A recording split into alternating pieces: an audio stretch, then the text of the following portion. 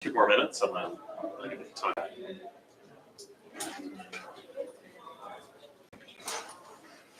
We don't know if they should come. We tried the bell twice. Let's try Shafi.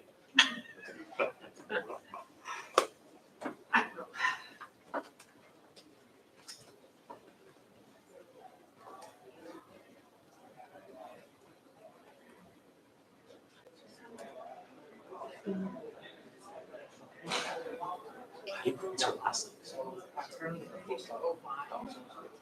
Kreuter. Frauke.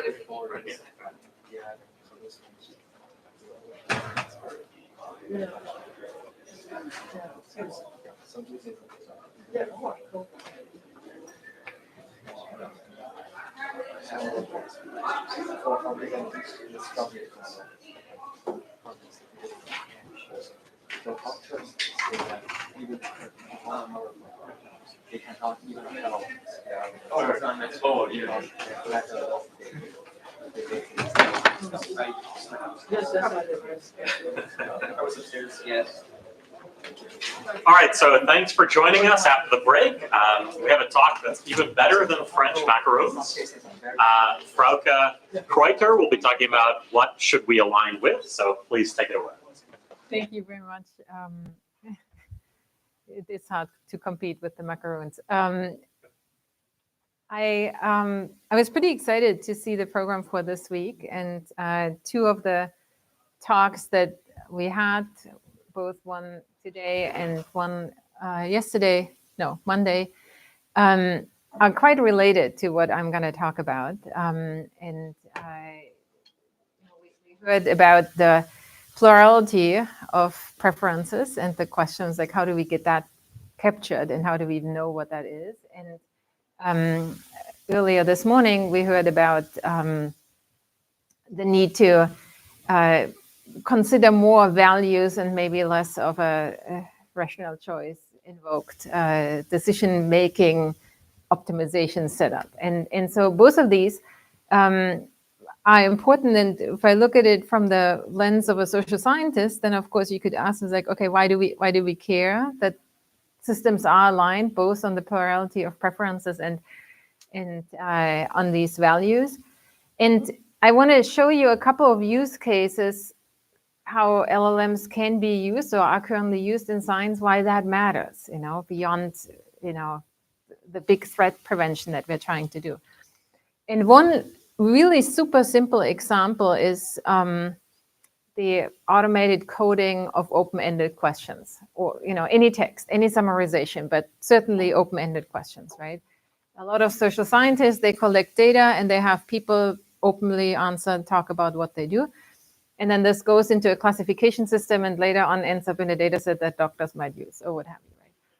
And any of these summarizations of text that are turned into more classical type of data will be shaped by these models and how they perceive the world to be. If I would classify someone who describes a job in the medical profession as someone with a supervisory function or not, that might depend on the context and things these models have learned. So even in seemingly trivial tasks, the alignment can be quite important. Some of us had fun a couple of weeks ago to sort of think and brainstorm about a much more crazy version of LLMs being used in social sciences, which is to create entirely synthetic samples. The field in general is challenged by data collection being very expensive, and so the temptation is there to have the language model take on personas that describe certain characteristics of a person.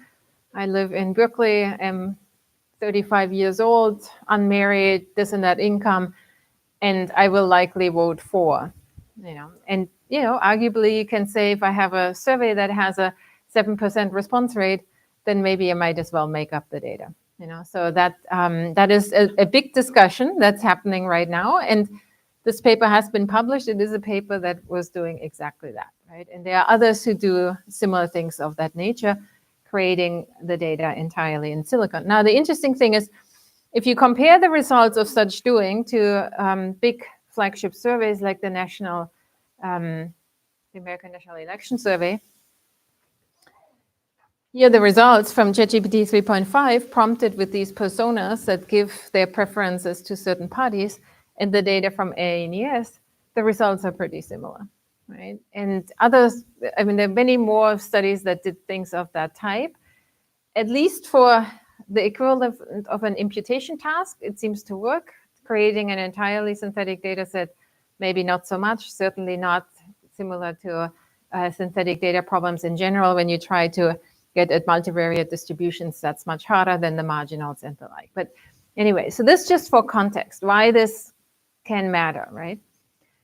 Now, how good has that been so far? I already mentioned there are criticisms popping up, also studies that show that that doesn't work so well in the political context.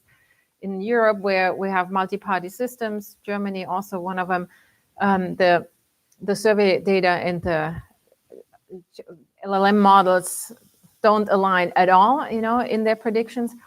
And this has been shown in many other studies. We just finished an overview paper over all these surveys or attempts that try to use the LLMs to tell you what people think about, you know, basically testing alignment. And there are a couple of different ways how these models are evaluated in that way, whether this is the persona input based or an evaluation that happens at the model stage, at the output, or at the very end. So, but this is a whole industry that's sprung up there in trying to sort of get these type of data out of the LLMs. Now, the question that I want to discuss here with you, or the three things that I want to bring up here with you, when we try to think about how to get the models to be better, whether it's for our use cases here or for any use case, you know, the chatbots talking to the general population, there are three elements or two elements that I think we can, the social scientists could work with the AI researchers to make things better. And those two I'm going to present here. One, the regular human feedback labeling industry. The other one, a suggestion on using a different set of data for pre-training. And this suggestion, I'm going out on a limb a little bit because I have no idea if you guys will think this is useful data or not. I think it is useful. I think it could work for the alignment task that we talked about, both the plurality and the values and attitudes, but I don't know. So the third part hopefully is enough time for discussion. Okay. So on to the first one. Why are we worried about human labels and how that is done, and why is this process of labeling already an issue of alignment? Well, a lot of people, and a lot of important people, in this case, Sam Altman, are concerned about the quality of these labeling exercises, right? In a podcast with Lex Smitfriend, Sam Altman said the bias he's most nervous about is the bias of the human feedback raters. And many of you know that the industry has since then says like, okay, maybe I just have the model label my data, right? Then I get rid of that problem. And that works to a certain extent. They're surprisingly good. Big companies like Meta and others that control for hate speech are using these models a lot in places where in the past they have had human raters label it. However, the models are trained on data that were labeled by humans before, and we have discussed here many times in previous workshops this issue of possible model collapse because of it. The other problem is that in many cases, you see in practice a combination of these two labeling attempts. You have for the easy cases, the model label it, and then for the hard cases, you still have labelers that have to make a judgment, let's say, whether this is hate speech or not, right? And if you look at how these tasks are structured, this evaluation of whether something is hate speech or not is a little different than what we heard earlier, where it's the preference between two types of output, right? And these screens that the labeler give look, roughly like this. You see a piece of text and then some survey type looking thing, or they see an image and then they have to, pick, is this a bird or is not a bird, or can't tell, Or they have to look at a piece of text and have to mark certain elements in that piece of text. There are a lot of different ways this is done. There's absolutely no standard on how that should be done. But we do know that these design choices that are made when people do this labeling affect the results. And in particular for things that are where people don't have a stable attitude, and I will come back to that later on, right? So let me give you one example where you can see research results from how design choices really matter on the answer that you get. We had, let's say you have tweets that, tweets when they were so called tweets, that need to be classified as either hate speech or offensive language, and you could make design choices on whether you have a labeler rate a tweet for hate speech and offensive language, yes, no, just like what we saw earlier, and do that for one tweet each. You could also say, it's like, oh no, we only ask one question. Is this hate speech or not? Yes, no. And then we show it again and ask if this is offensive language or not. Yes, no. And then you do this all the way around. Or you do it the opposite way. You start with offensive language and go to hate speech. Or you have all tweets rated by hate speech and then go to offensive language and so on, right? So you can imagine, lots of variation on the theme.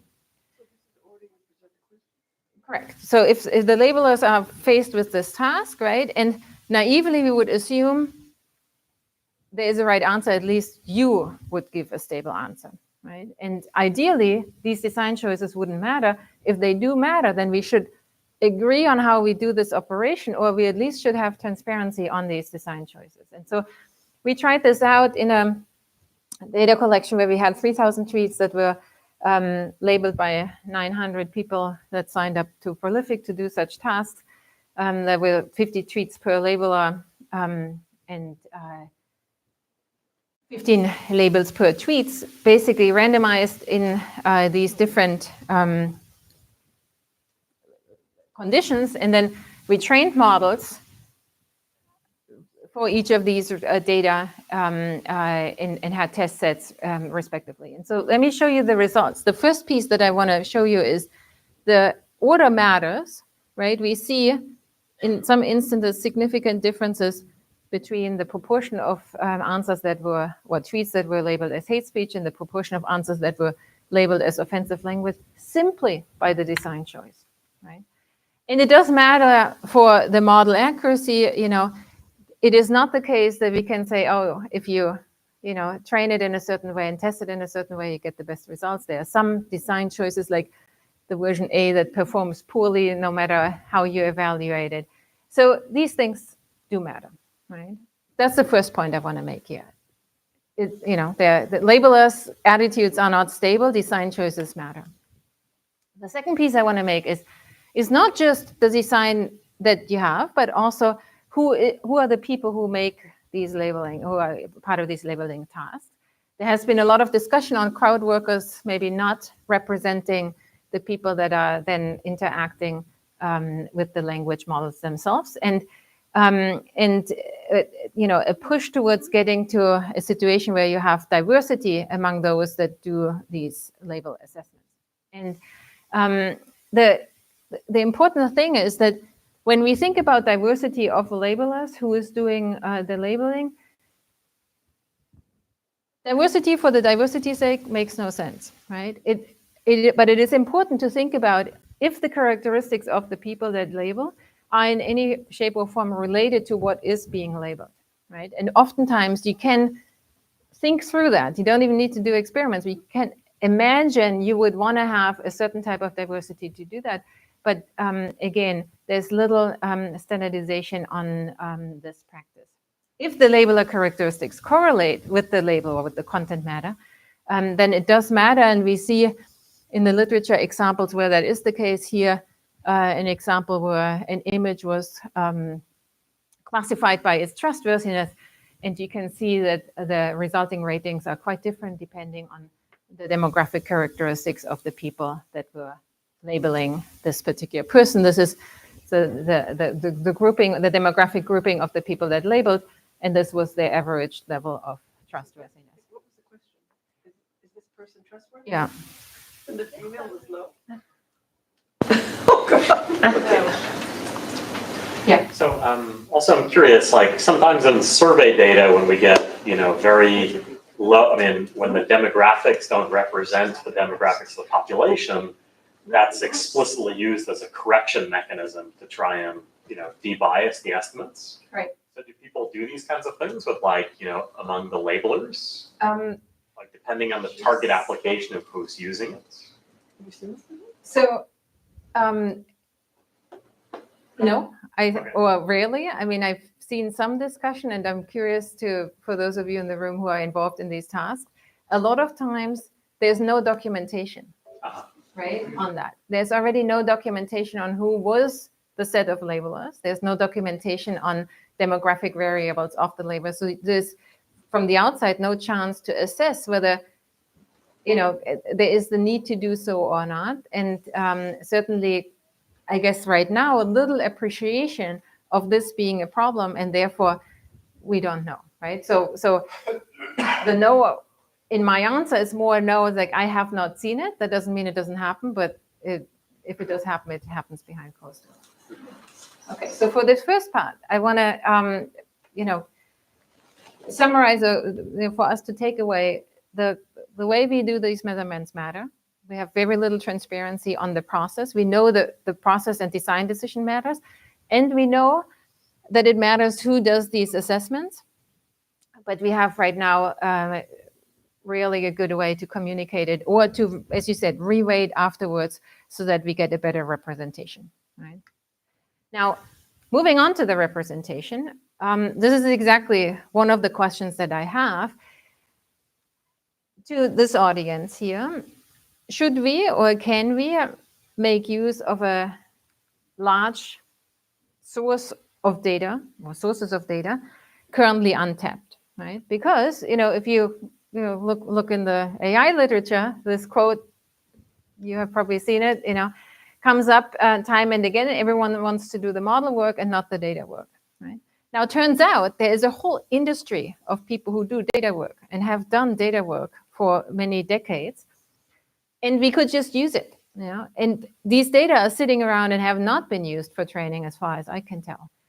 One of those archives that houses these data is the ICPSR at the University of Michigan. And they have, I don't know if that's on here on this little snippet, I guess of the latest count, 350,000 different data files on people, right? People saying stuff, right? People giving answers to questions. Coming out of social science studies, each of these data files, probably somewhere between 5,000 and 20,000 people that spend somewhere between 10 minutes and 2 hours with an interviewer or an online system answering questions. These data just sitting there. Maybe the models have been trained by their results in an aggregated way as they are published and discussed in the public, but not on the raw data, not on the not on the variance covariance matrix that we could get out of this data, not in order to get the distribution or the plurality distribution right, or the norms and values. And this is just the US. A similar data archive exists in the UK or in Germany. A lot of countries have these, and these surveys are incredibly rich.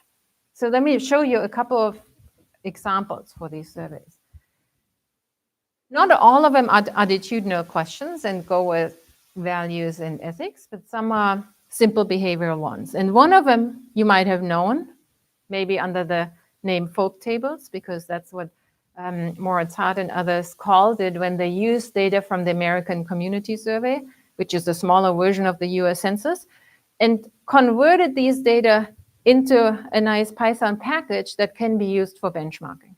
Right? So they went through the effort on making that available, and then it was used, and it is used for benchmarking on certain things that you might do in the training process. But there are many more data that the Census Bureau puts out. In fact, here in Berkeley, there's a FSRDC, a secure data center for census data. But in addition to the census data, which we can imagine are quite, standard demographic variables on where people live and how much they earn and how many people live in one household and all what have you, there are even richer data sets out there on behaviors and living conditions, both of point in time and over time, right? One big example is the Health and Retirement Survey, and you can see here the type of data that are attached to this. So it's survey questions on people's conditions, how they're living, what they're doing, but attached to biomarkers, attached to genetic information. It gets attached to behavioral, grip strengths and their ability to walk upstairs and down. And so rich sources of information. There are some medical surveys that even do exams, and tie them to these survey data. And then there's a series of studies available over time. The most famous one in the US, the panel study of income dynamics, has been going on for decades, meaning you can see not only living conditions and situations that people live in, but see that over time and how it changes over time. So if you wanted to hone in that these models learn how the world is changing, it is captured in these data sets.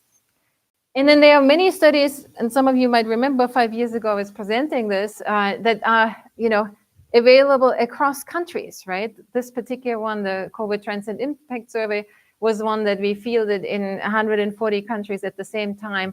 Every day during the pandemic for 2 years, over 100 million people were surveyed, initially just on health conditions and later on questions like attitudes towards vaccine and what have you.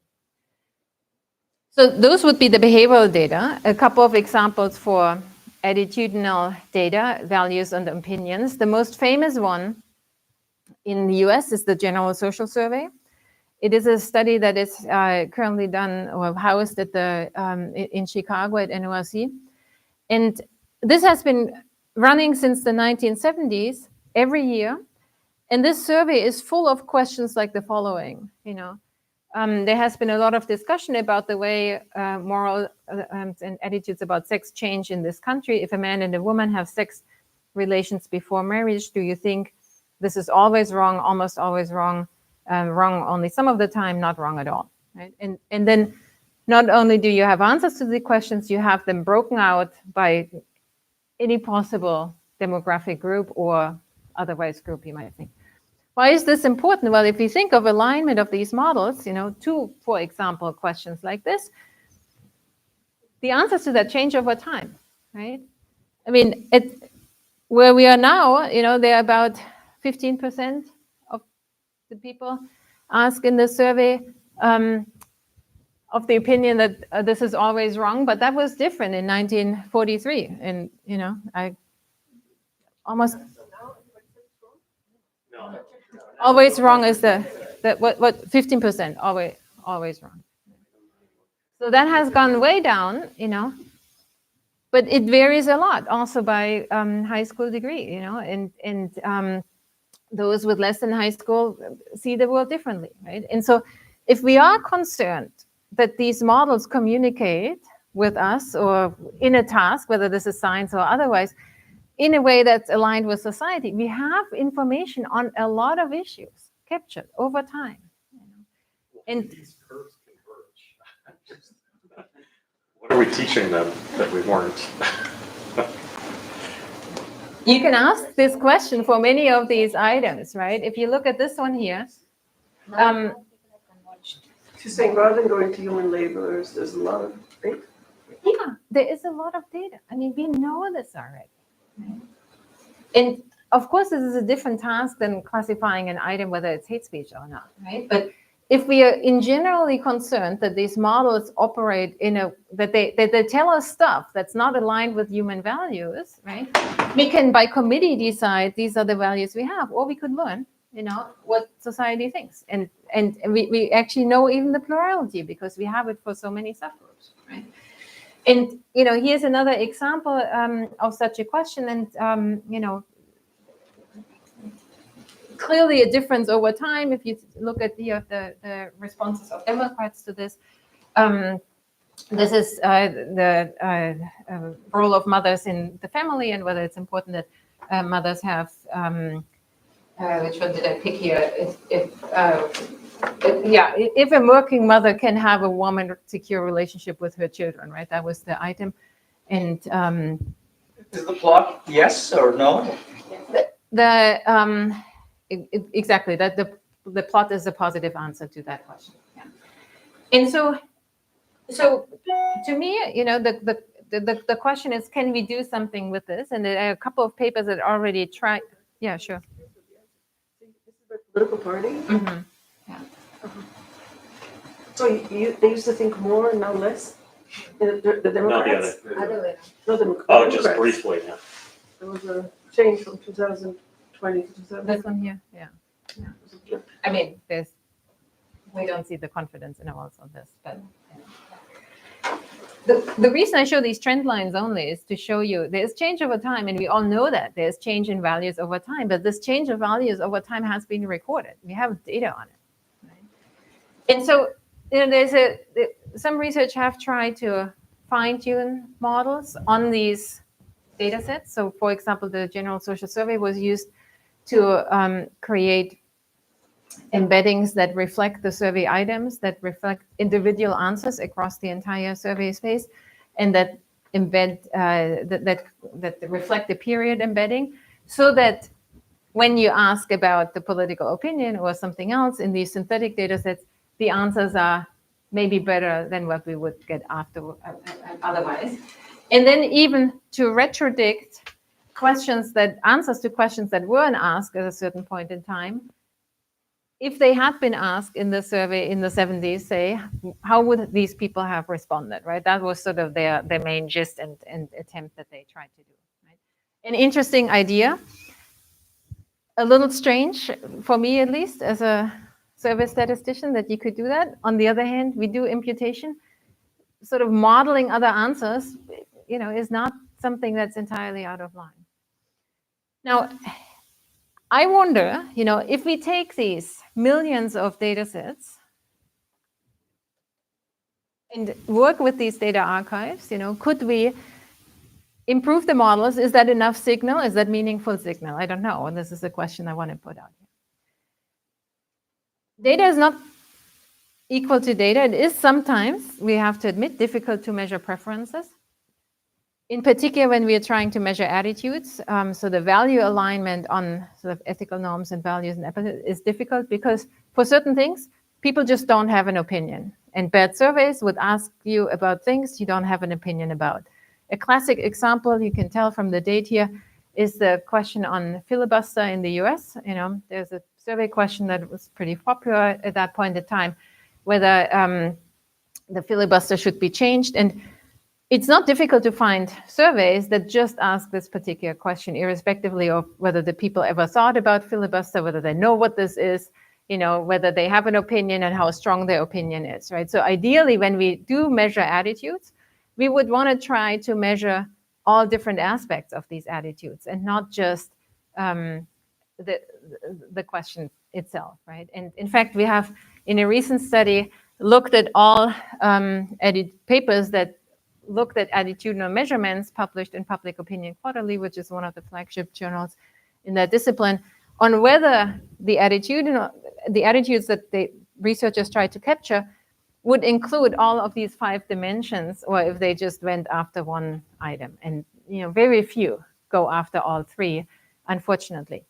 But be it as it may, attitude measurement, when done right, can be a good signal and can be stable over time. We had before the COVID pandemic and then afterwards done a series of measurements or surveys where we tried to measure people's willingness to share their data, which is an attitude related to a behavior. And changing in the way we ask the questions, we changed what type of data would be shared, whether this is data about health, data about location, and data about energy, and then whether this data is shared for a private purpose or a public purpose. It turned out, this was a nice coincidence of time, that we asked about these health data prior to the pandemic, with the reason, would you share your health data to combat a pandemic? And then a pandemic happened, and then we did the survey again, right? And so rarely do you have the chance to see if outside life circumstances do change behaviors in the way, or added reports about behavior in the way that we would expect. Oh, exactly. Yeah. But for us here, for this research purpose, was great, because we saw exactly what Helen Nissenbaum is always preaching, the contextual integrity of the data sharing, that in other circumstances, people do change their attitudes and they report accordingly. And we saw that shift here happening. The yellow bars are the one from pre-pandemic 2019, and then the purple bars from 2020. So the other piece that I want to raise caution, that not every data is equal to every data point that you can get, that it's worthwhile to think about high quality data sources as they are archived, is that at least in social sciences, I mentioned earlier, we have the situation that not just the election polls, but in general, surveys suffer from high non-response rates, and I mean really high, right? So Pew Research, which is a very respectable survey organization, they still often only get 7% of the people they call to respond to their phone calls, which means all these election polls that we hear every day, it's a tiny fraction of the people that they were able to talk to, right? And several studies in the community have looked at, trying to benchmark, to compare the results of these surveys that are done very quickly without a good sampling frame, without a probability base to get it, and compared the results. Here several non-probability samples compared to a probability sample. Might be a little not sharp enough to see that, but this work from Rainer Schnell and Jonas Klingberg showed clearly that the surveys done on non-probability based panels like YouGov or other sources that are cheap, Prolific would be one of them, but cheap, but are not based on probability samples, lead to biased results. So only that there are survey data out there, that's not my pitch. It's not that every data that sits out there should be used for alignment, right? And Pew did a large study comparing many panels on their panel to many other panels and to the American Community Survey.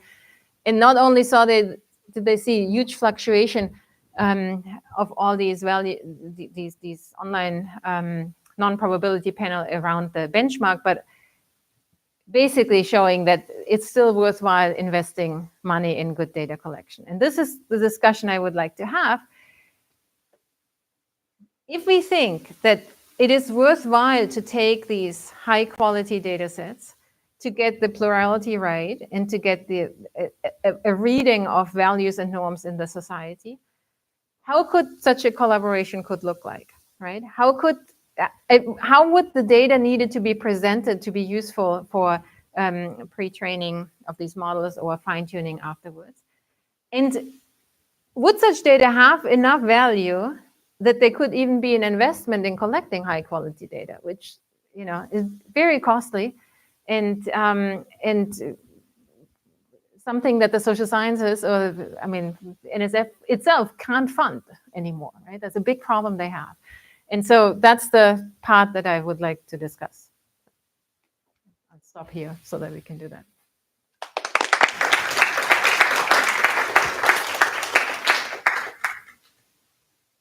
So one question that came to my mind is, like your example by University of Michigan, it's impossible to actually get access to it without a lot of red tape. So they let social scientists go in some sense into these archives to look at it. Because we had a project about how to access it using homomorphic encryption, so we had some money, governmental money for it. But it's not so easy to take that. Right, so I talked to various data archives in the last few months exactly about that, So ROPA Center or ICPSR, they say they get these requests often. It is very easy for any social scientist to access it depends on which level of access or what type of data you have, but let's say the health and retirement survey. If you want it and you just, say it's like, I do this for research purposes, then you get the data. That's no problem, right? Other data sets, if they are from census and if they are part of, if they're Title 13 data, then you need to go into a secure data enclave, and then it might be more difficult. So the red tape exists for some, but not all of them. But this is my question. It's like, I wonder, the red tape is primarily there on all data that come at a microdata level and where the respondents were promised, the data will not be used. And this actually ties into the watermarking and the copyright and that part, like, could we imagine training on these data in a way that either maybe it's aggregated up on a, block level or a zip code level or some other, combination of characteristics, if it's not geographical, then maybe a demographic conglomerate, right? Or could we add noise, to a certain degree so that we feel comfortable training on these data and still capturing somewhat the plurality and the opinions, but don't let this data go to waste, so to speak, in not using it for the training. Right? And that's the question. And I do think so. Back to your question, lots of red tape.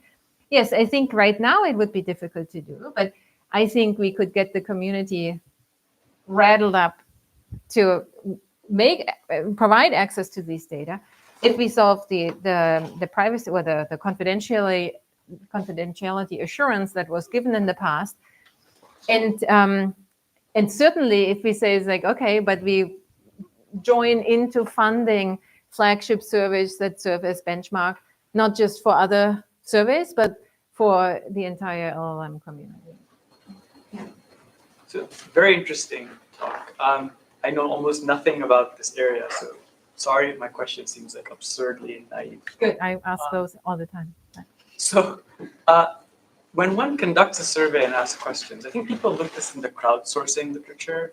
Right? I kind of have a choice. I can ask the same questions to everybody, in which case I can get a tight measurement on those questions. Or I can ask different questions to everybody, in which case I measure lots of things, but I can't calibrate. But one of the things that we've sort of seen from foundation models is that given enough things, it's better to do a lot of things together and do, as opposed to doing them separately. So the question is whether if a persona exists, right? It exists in some lower dimensional space, then presumably some of the questions can predict and impute, answers to everyone else's questions. So has people done an estimate of like what that balance should be if you were going to conduct a massive, a massive level effort, whether it's better to actually have it across a gazillion things? So in the straight up survey literature, this question has been discussed under the keyword matrix sampling. The Bureau of Labor Statistics looked at that because their surveys, they have this a survey that is a part of what we use in order to compute inflation indices, right? So the two pieces that go in, one are the prices and the other piece is the basket of goods. But in order to know what that is, you need to sit down with someone and have them tell you what everything they bought in the last 3 months, and their spouses, and for whom, and whether tax was involved or not. It's an awful survey. If you ever, did anyone ever take it? It takes an hour and a half, 2 hours. All of a sudden, you don't remember a lot of things you purchased just so that the survey is over, right? I mean, it suffers from problems of that type, right? But it is still a very valuable source, and not easily replaceable because, they tried for a while to get all these store cards or credit cards or whatnot, but it's too imprecise, even worse than the reporting errors. So they looked at using this matrix sampling idea so that not everyone is asked about all the, purchases they did, and have implemented it to some extent, but with caution, because they too realized that it quickly breaks down because you lose basically that, parts of that big variance covariance matrix. So what the suggestion, I think what surveys of that type have tried to do is to have enough of a set that's joint and for everybody, and then for some other pieces so that you can impute the rest. So I would assume the same is true here, but I haven't seen that kind of work done in the language model context. So where you would use the language model to predict it, that I have not seen.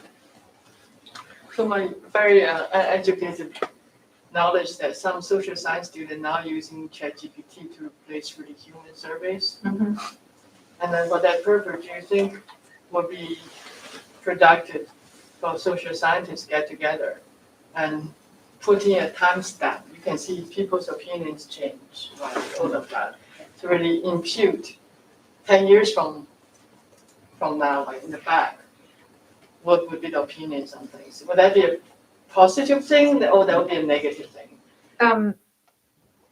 Which direction am I walking in? Yeah, this is kind of what these guys tried to do, imputing variables into GSS, what would have been set to a certain items 10 years ago, right? So they tried to do that. It's a little hard to read, but Kim et al., they tried to do that. I think it would be a positive thing. I could see this working. Right? But I would want not just one research group, I want some concept. Oh yes, yeah. And this is exactly what I'm trying to say. It's like I wonder, with a bunch of non-social scientists in the room, right? Whether we think there's valuable information in this large conglomerate of data that could be used, and then provided as a public resource so that everyone could be using it, and not just the social scientists, but that the language models get better when I interact with them, that they reflect more subgroups from which they currently aren't trained, but because we have subgroup people's opinion on how much a mother should care for their child, for people from Haiti that moved here in 1972. Those data is around. We have that. But how would you, do you want to speculate on what would be the criteria for you to say, oh, this is good enough for social science research to study like 50 years from like before? But there has to be some vetting. It cannot be, oh, my group did something. Yeah. Your group did something, and at least we should consider whether they're consistent. I think we need your veridical data science. That's a good answer for me, I guess. So a question about the imputation that's already being done without any augmentations. I guess I'm interested in to what degree that you showed the trends and the changing trends, and to what degree are there's a system that are doing imputation based on the existing data. Are they imputing, taking into account lots of demographic variables and the other variables to fill in missing data? Like how else is that done in the existing literature before you even get to augmentation? I don't think we know that. I think there's only a handful of studies that look at this, and there's very little understanding on the mechanism. How much is really there in the database. I don't know. I don't think there's an answer to your question. Because I'm wondering, to what degree augmentation, like this kind of study, what degree augmentation can would make it better. Yeah. Yeah. What's the baseline, I guess, is the question. Yeah. This is the kind of discussion I hope we can have for the rest of the semester. Like, how would we know whether such an endeavor is worth it, right? What would we need to do prior, and could probably be easily done, with the models that we have, but what would need to be in place to make a decision or a pitch to NSF or whoever might fund this, or Anthropic, it's like, okay, you want good data? Well, here's good data. Let's work together. I don't know that part, so that would be very interesting to There's all the study now on, good statistical approaches to including augmented data in your, estimations. Mm-hmm. The question of to reduce variance or change. Yeah, so exactly. To me, the association I have to what you said is like small area estimation, right? That using different data sources for that, and it could be in a similar vein. Yeah, for sure. So let's take one last question, and then we can move on to the last talk for the day. So as I'm also a newcomer, but yeah, also fascinating talk. So I can see kind of two things where maybe these things will be immediately useful. The most obvious thing is for training data. You're saying maybe the training data, the quality changes over time, so we have to kind of periodically retrain, or maybe some data is missing because those groups are like minority groups. This is kind of one thing, and the other thing, we don't want ChatGPT to output like atomic bomb, but we don't know what is atomic bomb, so we will kind of ask human people to rate the responses and tell, hey, this response is bad, don't do it again. Am I correct in getting these approaches? And if yes, which one is more promising, for these two kind of applications, as humans in the loop? I'm not sure if they are. If I try to pitch them against each other, I think there are slightly different tasks involved. They're very different, but they solve different problems, right? So I think the large set of social science data that I introduced here, and hope you will be thinking about it. I think that to me is really has the strengths of capturing values, attitudes, behaviors of a large set of people, subgroups we normally would not get, in these evaluation tasks. The kind of labeling decision that you have, that's often on sort of, well, I guess it depends, because you could have questions that the system answer and the output gets evaluated whether this is, aligned with norms or not. And you wouldn't need that kind of labeling had it been trained on the other data. So I guess that's back to your questions. Like I don't know. That would be an interesting research question, but I have a hard time conceptualizing how that would look like, how we would get to the answer. But that would be very interesting. All right, let's thank Frauke again.